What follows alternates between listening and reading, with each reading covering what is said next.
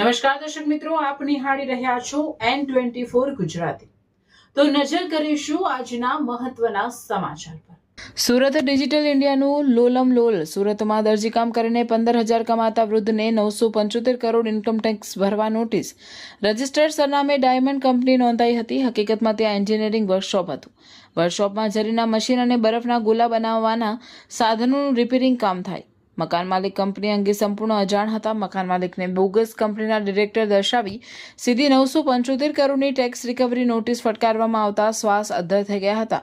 બીજા બાજુ એક ગરીબ દરજીના દસ્તાવેજનો દુરુપયોગ કરી કાગળ પર 2500 કરોડના હવાલા પાડ્યા હતા। ડિરેક્ટર તરીકે દર્શાવેલા અરજી રેખરાજને નોટિસ। ભોગ બનનાર રેખરાજે સુરત આવકવેરા વિભાગને ઈમેલ દ્વારા ખુલાસો મોકલ્યો।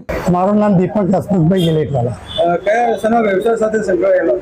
મારે મિકેનિકલ વર્કશોપ છે અને 1997 થી આ વ્યવસાય સાથે સંકળાયેલા। કઈ જગ્યા ઉપર આપનો આ શોરૂમ આ વર્કશોપ આવેલું છે? બેગમપુરા દારૂખાના રોડ। શું થયું હવે હમણાં? શું કઈ રીતે તમને શું સમાચાર મળ્યા? એ ગઈકાલે મને એવા સમાચાર મળ્યા કે જયપુરમાં કોઈ ટેલર છે એને કંઈ ઇન્કમ ટેક્સની નોટિસ મળી છે, તો એમાં અમારે આ જગ્યાને મારી ફેક્ટરીને ડાયમંડ ફેક્ટરી અથવા તો ઓફિસ બતાવવામાં આવેલી। અહીંયા તો તમે કેટલી પેઢીથી તમે આ કામ કરો? મારા પપ્પા 1997માં અહીંયા અમે લોકો આવેલા હતા, ત્યારથી આજ દિન સુધી આ જ ચાલે છે।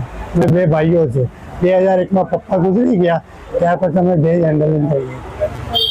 શું કહેશો? તમને જે તકલીફ હમણાં પડી રહી છે, જે તમને સમાચાર મળ્યા તો શું તકલીફ?